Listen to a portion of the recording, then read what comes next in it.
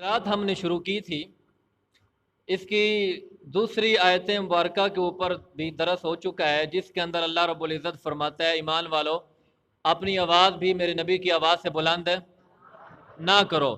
اور جب میرے نبی صلی اللہ علیہ وسلم سے بات کر رہے ہو تو چیخ چیخ کے جس طرح آپس میں گفتگو کرتے ہو اس طرح گفتگو بھی نہ کرو۔ میں یہاں پر ایک اور چھوٹی سی بات جو علماء نے اسی آیت کی تفسیر کے اندر لکھی ہے وہ آپ سے شیئر کرنا چاہتا ہوں۔ علماء نے مفسرین نے اس آیت کی تشریح میں لکھا ہے کہ یہ جو مقام اور مرتبہ آپ صلی اللہ علیہ وسلم کو اللہ پاک نے دیا ہے نا، کہ فرمایا کہ میرے نبی کے سامنے اونچی آواز سے بات بھی نہ کرو، ٹھیک ہے، اور جب میرے نبی سے تم مخاطب ہو تو پھر بھی اپنی آواز دھیمی رکھو، پست رکھو۔ مفسرین لکھتے ہیں کہ آپ صلی اللہ علیہ وسلم کی برکت سے یہ مقام، یہ مرتبہ اللہ نے علماء کو بھی دے دیا ہے، ٹھیک ہے نا۔ یہ الگ بات ہے کہ نقصان اس کا وہ نہیں ہے جو نبی صلی اللہ علیہ وسلم کے سامنے آواز کو بلند کرنے کا نقصان ہے، وہ نقصان علماء کے سامنے آواز کو بلند کرنے کا نہیں ہے، ٹھیک ہے نا۔ آپ صلی اللہ علیہ وسلم کے سامنے آواز کو بلند کرنے کا نقصان کیا ہے؟ سارے اعمال نہیں، سارے اعمال تباہ ہو جائیں گے، لیکن یہ مقام اور مرتبہ صرف آپ صلی اللہ علیہ وسلم کے اور کسی کا نہیں، ٹھیک ہے۔ امت کے اندر صرف آپ صلی اللہ علیہ وسلم کا یہ مقام ہے اور امت کے اندر کسی کا یہ مقام نہیں۔ ہاں ہم اس کو بے ادبی شمار کریں گے، ہم یہ کہیں گے کہ آدمی بڑا بے ادب ہے، یہ لڑکا بڑا بدتمیز ہے، بڑا بد اخلاق ہے، ٹھیک ہے، اس کی کوئی تربیت نہیں، اس کے کوئی اخلاق نہیں، اس کو پتہ کوئی، یہ ہم کہہ سکتے ہیں، لیکن یہ فتویٰ نہیں لگا سکتے کہ اس کے سارے اعمال تباہ ہو گئے، کیونکہ جو مقام اور مرتبہ آپ صلی اللہ علیہ وسلم کا ہے وہ کسی دوسرے کا نہیں ہے۔ لیکن مفسرین نے لکھا ہے کہ جس طرح آپ صلی اللہ علیہ وسلم کے سامنے اونچی آواز سے بات کرنا منع ہے، اسی طرح علماء کے سامنے، مشائخ کے آگے اور اپنے مرشدین کے سامنے،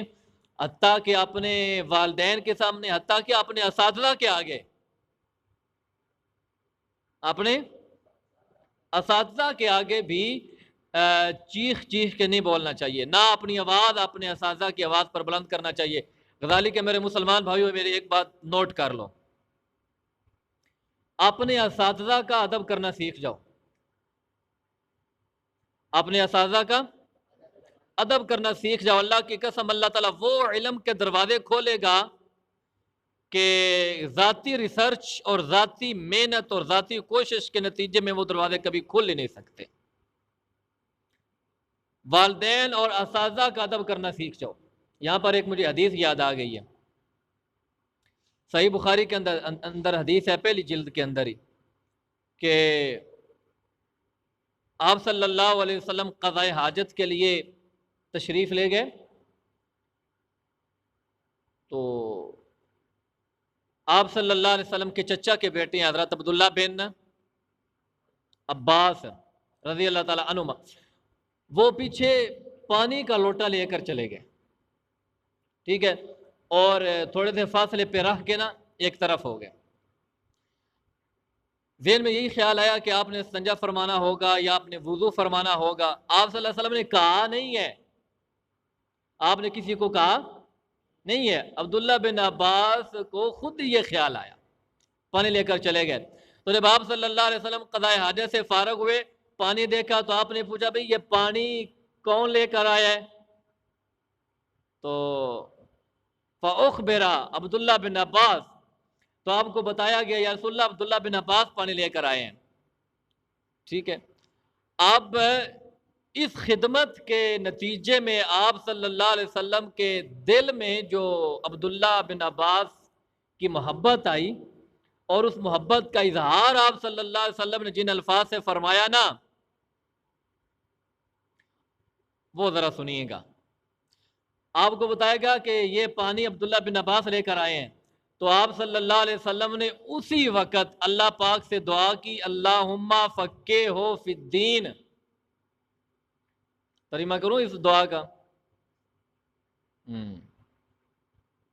اللہم فقہہ فی الدین۔ آپ صلی اللہ علیہ وسلم نے فرمایا کہ یا اللہ عبداللہ بن عباس کو قرآن پاک کے علم سے مالا مال کر دے۔